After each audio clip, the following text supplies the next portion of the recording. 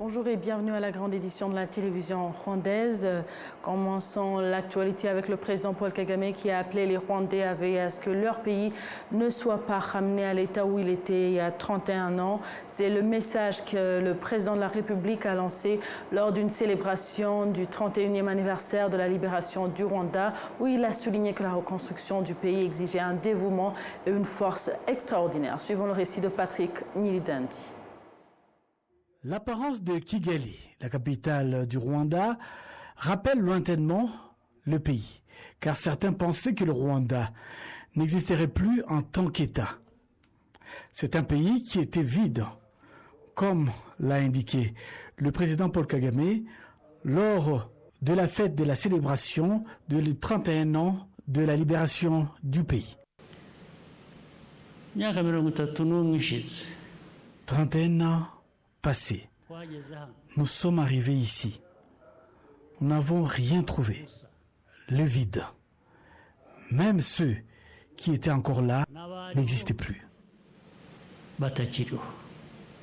À cette époque, le pays avait été gravement dévasté par le génocide perpétré contre les Tutsis, où plus d'1 million de personnes ont été tuées en seulement 100 jours.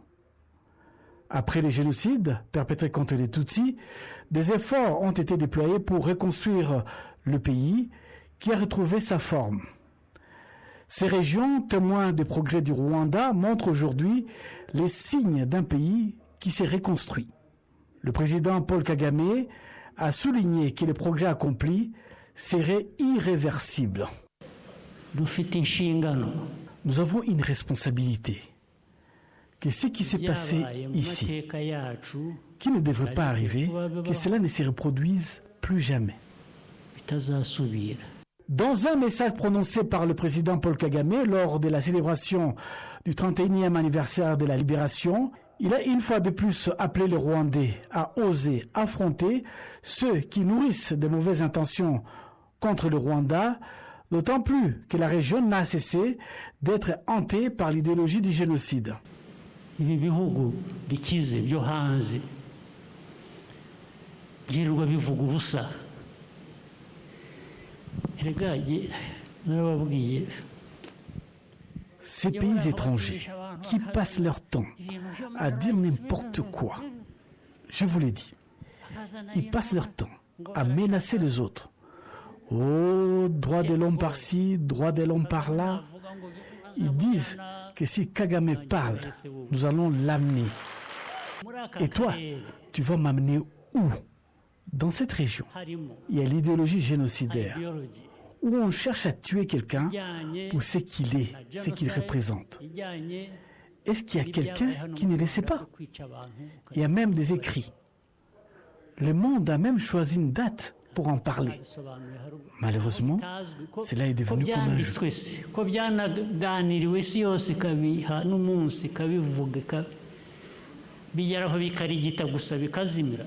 Un peu plus tôt, lors d'une conférence de presse tenue avant la célébration de la fête de la libération, le président Paul Kagame a déclaré que le Rwanda était prêt à mettre en œuvre les dispositions de l'accord signé entre le Rwanda et la République démocratique du Congo, mais que sa mise en œuvre dépendait également de la volonté de l'autre partie. S'adressant à la presse ce vendredi, le président de la République, Paul Kagame, a indiqué que bien que le parcours du Rwanda depuis sa libération il y a 31 ans ait été marqué d'épreuves, il a également permis d'immenses progrès. L'essentiel de l'entretien entre le président Paul Kagame et les médias a porté sur les 31 ans du Rwanda après sa libération, les questions sécuritaires du pays et la dynamique mondiale actuelle. Il a également permis de réfléchir au parcours du Rwanda depuis les ravages du génocide perpétré contre les Tutsis en 1994 jusqu'à ses réalisations actuelles et ses aspirations futures. Le président Kagame a décrit les 3 dernières décennies comme un parcours long et difficile, mais néanmoins enrichissant. For me,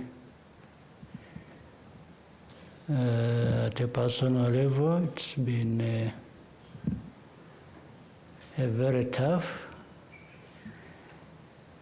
but enjoyable journey.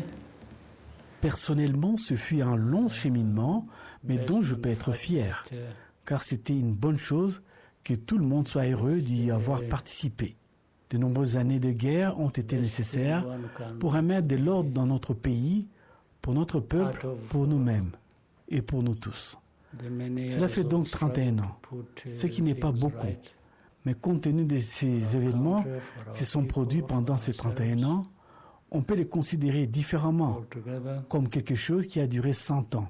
De notre côté, si on y réfléchit, on comprend que ces 31 ans, c'est beaucoup compte tenu du monde dans lequel nous vivons.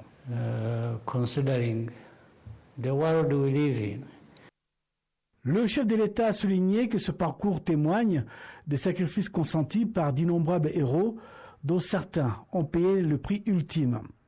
Ces personnes étaient animées par un engagement profond à tout donner pour la liberté du Rwanda. The tough side was what was confronted and dealt with. Les plus durs, c'était de se battre pour quelque chose, d'être quelqu'un d'autre. Ceux qui avaient le cœur fragile auraient pu tomber dès le premier jour.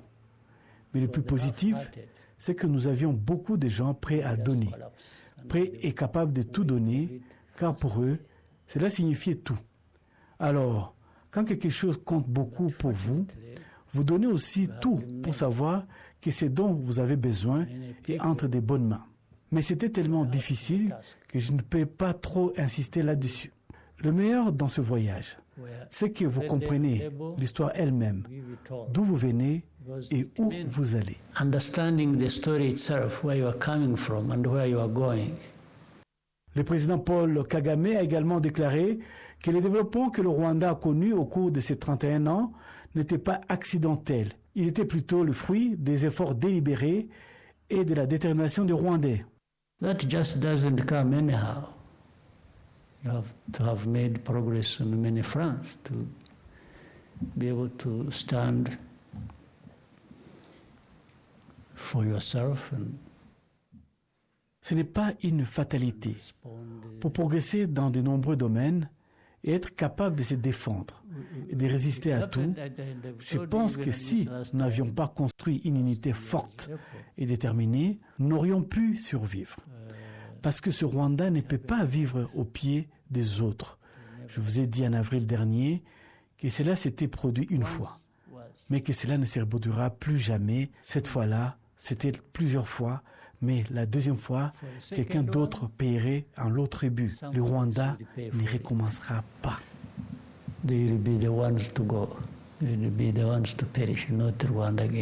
Cependant, le président Paul Kagame a souligné la nécessité d'assurer la continuité et la durabilité des progrès du pays. You need that continuity. You need that sustainability. Nous avons besoin de cette continuité, de cette persévérance, pour continuer d'avancer. Même si nous n'obtenons pas de bons résultats aujourd'hui, nous les surmonterons plus tard et les retrouverons dans les prochains mois. Alors, ne vous laissez pas emporter par les victoires ou les accomplissements, mais laissez-les vous inspirer pour continuer d'avancer. L'autonomie a été l'un des piliers essentiels de la stratégie post-libération du Rwanda.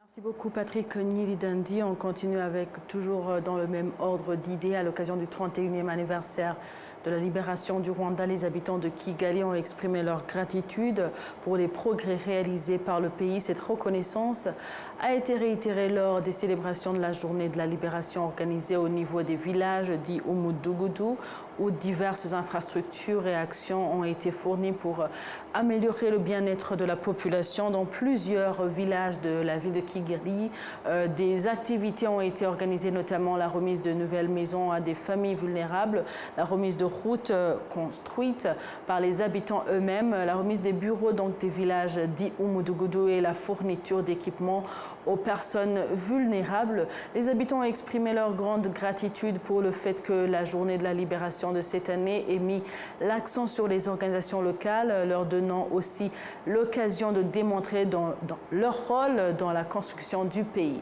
Le secrétaire exécutif du secteur de Kanombe en district de Kicukiro, Nkurunziza Idrissa, a déclaré qu'en ce 31e anniversaire de la libération, ils construiront des routes et ils ont combattu des maladies et la malnutrition et ont œuvré au développement.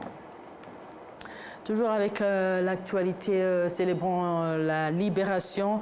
Depuis la libération du Rwanda il y a 31 ans, plus de 20 000 kilomètres de connexion Internet haut débit ont été installés à travers le pays. Les citoyens sont reconnaissants à la bonne gouvernance du pays par son approche avant-gardiste du développement technologique qui a révolutionné le secteur des communications et la prestation de services. L'évolution des communications a commencé à se manifester il y a 15 ans. L'utilisation de téléphones portables a atteint 34% du Rwanda, au Rwanda partout dans le pays.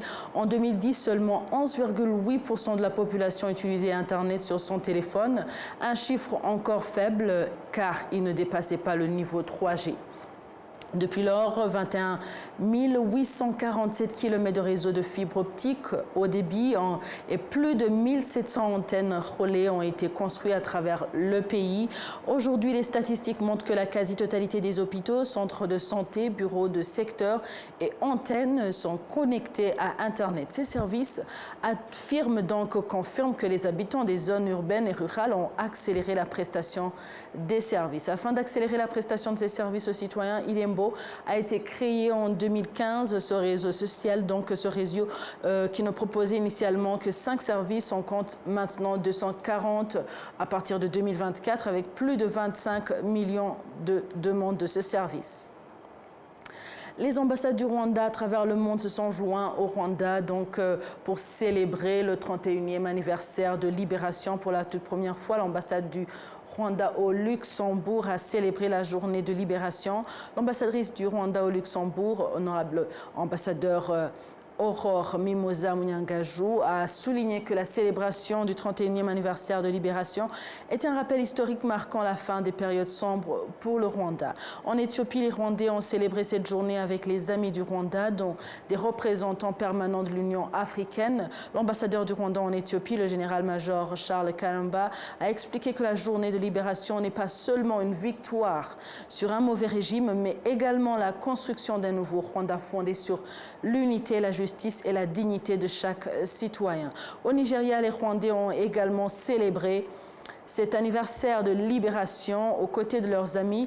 L'ambassadeur du Rwanda au Nigeria, Christophe Bazivamou, a rappelé que cette journée représente un point crucial dans l'histoire du Rwanda ainsi que la base d'un nouveau Rwanda ayant un objectif et une vision claire selon laquelle aucun Rwandais ne devrait être un étranger dans son propre pays. Changeons d'angle pour parler de la page culturelle. Pour la page culturelle de cette grande édition, nous parlerons de la comédie et humour. Pour parler plus précisément de Irene Ziruka, une nouvelle étoile montante de stand-up africain. Je vous propose de suivre son entretien avec David Carmel Ingabire. Irene Ziruka, c'est un des talents les plus prometteurs et qui font le plus de buzz d'ailleurs sur ce continent en termes de stand-up ou comédie ou spectacle de comédie. Et nous avons la chance de la voir aujourd'hui sur le plateau de la grande édition. Bienvenue Irene. Merci beaucoup. Oui, je t'ai introduit en disant que tu es une des étoiles montantes du stand-up africain parce que originaire de Bukavu, tu n'as que fraîchement 19 ans et à 18 ans, tu avais déjà conquis ton pays et aussi le continent en quelque sorte parce que tu as été même finaliste récemment dans une compétition d'humour avec tes pairs qui sont venus de différents pays africains, n'est-ce pas? Oui, c'est ça. Oui, et tu continues à faire tes preuves. Tu as un spectacle à Kigali le 9 juillet à l'Institut français. Est-ce que tu permets que je te tutoie déjà? Avec plaisir, ça va. D'accord. Et j'aimerais que tu nous parles de ce spectacle avec lequel tu es en train de tourner en ce moment. Ouais, le spectacle en question, intitulé « Et si je ne l'étais pas », c'est un spectacle qui parle des stéréotypes auxquels les femmes font face. Par rapport à leur physique. Le spectacle, c'est un spectacle d'autodérision parce que je parle de moi sous la thématique du mot maigritude. employé pour désigner les filles minces. Oui. Alors, le spectacle, étant donné que l'humour, déjà, c'est les ridicules de la réalité, c'est un art aussi thérapeutique. Alors, le fait de parler ou bien de mettre en lumière ces femmes minces, au-delà d'une thérapie, pour moi, j'amène également le public à éviter différentes moqueries auxquelles les filles minces font face. Bon, peut-être au Rwanda, pas vraiment, vu que c'est vraiment la silhouette des femmes, tu vois. Mais sur le continent africain, vraiment, les filles minces se sont négligées, se sentent des fois mal à l'aise. Et la majorité, d'ailleurs, elles tendent vers des changements physiques, genre... L'idéal du spectacle, c'est l'acceptation de soi parce que tous les corps sont beaux. Ouais, en général, c'est ça. Oui, mais déjà en entendant le mot maigritude, ça donne envie de rire. Et... Carrément. ouais, c'est ça même. C'est un spectacle d'humour, donc on va en rire. Ça c'est sûr. Tu seras sur scène, tu auras en première partie Julienne et Hervé Kimeni. Hervé Kimeni. Oui. Ouais. Qu'est-ce que ça représente pour toi de travailler? Pour moi, c'est déjà une réussite à part entière. Ça prouve également qu'ils me font assez confiance, surtout à l'Institut français que je remercie déjà par avance. J'ai eu à discuter avec la directrice et elle était tout à fait d'accord. Et c'est d'ailleurs elle qui m'a recommandé cette icône de l'humour africain, Hervé Kimeni. Donc pour moi, c'est déjà une fierté de travailler avec des humoristes rwandais, étant donné que c'est leur territoire. Donc c'est aussi un moment d'apprentissage pour moi. Absolument. Et le stand-up, la comédie, c'est un genre qui est déjà encore en essor, qu'on découvre sur le continent. Il n'y a pas beaucoup de femmes. Tu es une très jeune femme de juste 19 ans. À 18 Pourquoi ans, vous tenez à le rappeler? Oui, parce qu'à 18 ans, tu avais déjà une carrière internationale. Tu t'es produit dans plusieurs pays, même en Europe. Et qu'est-ce qui a fait que tu oses faire ce pas alors que ce n'est pas directement évident? Bon, c'est une question qui me revient souvent. Déjà, moi, j'ai fini mes études à Bukavu, effectivement, enfin, les études secondaires. Ouais, j'ai eu mon diplôme au collège Al-Fadjiri. Et dès là, je faisais déjà partie des différentes troupes théâtrales, mais c'était plus dans les théâtres. L'humour en question, je ne savais pas ce que c'était. Je savais que tu peux faire rire des gens, mais l'humour, le stand-up, j'ai appris ça à une école de chez nous, une école régionale d'humour, Ecodum. Et là, j'ai appris, j'ai fait ma formation en 2023 et en même temps, j'ai commencé déjà à côtoyer différentes scènes. Et étant donné que durant mes débuts, je n'ai fait que vraiment des grandes scènes. Ma première d'abord, c'était le festival Zéro Polémique qui travaille d'abord en partenariat avec la Caravane du Rire ici à Kigali.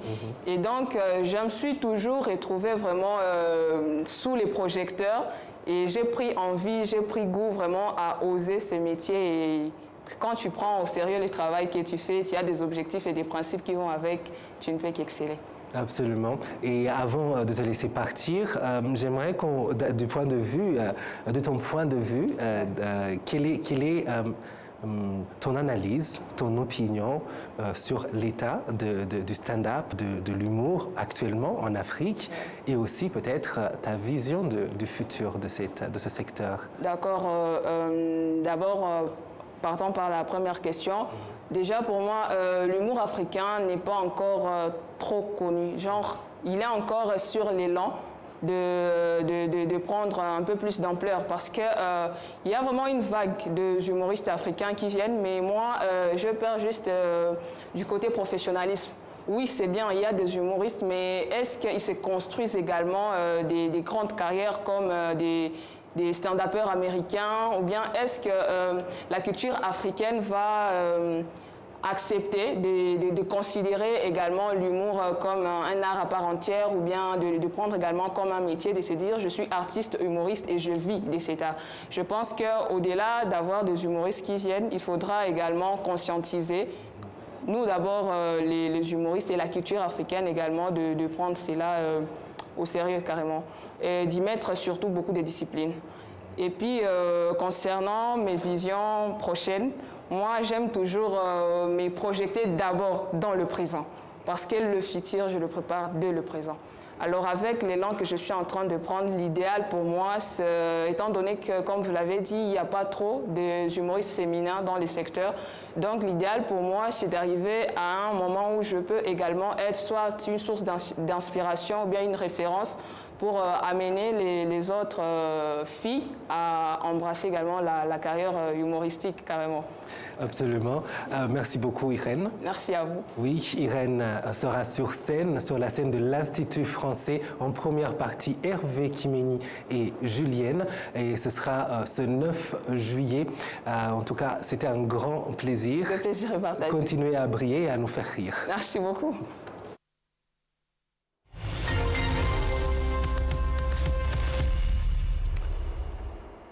Pour bien clôturer notre grande édition, revenons sur le 31e anniversaire de libération du Rwanda dans l'angle de la sécurité avec notre confrère Patrick Nyilidandi.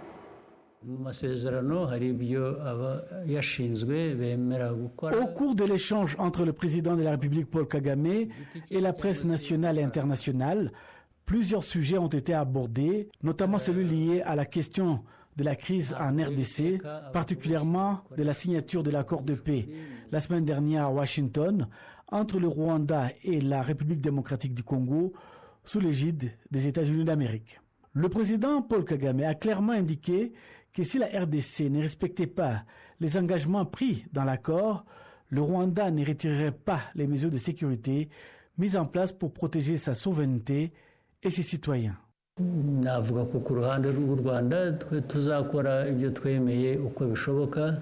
J'ai clairement indiqué que le Rwanda allait respecter ses engagements, à condition que l'autre partie en fasse autant. Si ces derniers ne tiennent pas leurs engagements, cela s'entend qu'il y aura des conséquences par rapport à notre manière d'agir. Nous allons remplir nos engagements. Et si l'autre partie ne le fait pas, nous allons chercher d'autres voies. Mais avant cela, le Rwanda prendra toutes les mesures pour protéger ses citoyens. Le président Kagame a exprimé sa gratitude au président Trump pour son rôle dans la recherche des solutions durables aux tensions persistantes entre le Rwanda et la RDC. Le président Kagame a également attiré l'attention sur les approches contrastées entre la médiation menée par les États-Unis et celle des pays européens et des organismes régionaux. For me, I think there is a chance. Pour ma part, j'estime que c'est une chance pour l'évolution actuelle des accords de paix. Ce problème a eu différentes approches par les différentes médiations.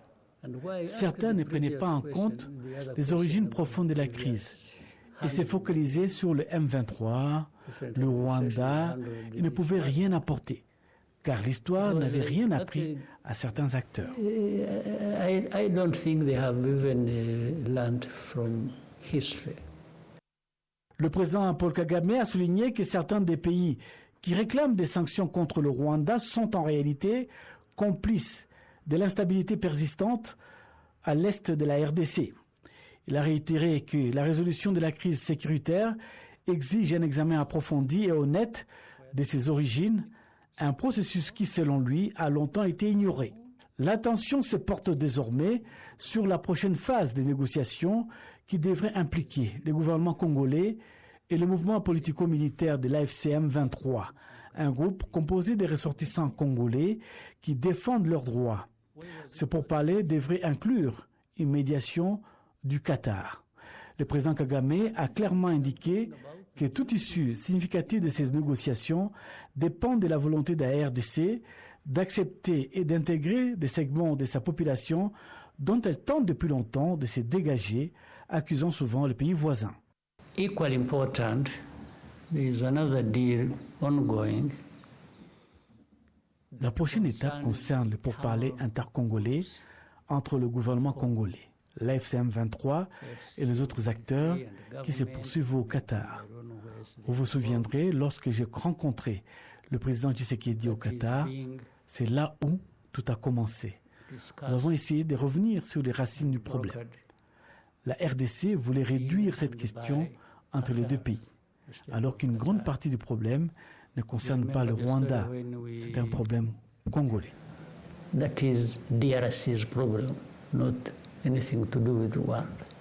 Il a conclu en affirmant que la sécurité du Rwanda n'est pas négociable et que la souveraineté du pays ne dépend pas de la volonté ou de la validation d'acteurs extérieurs.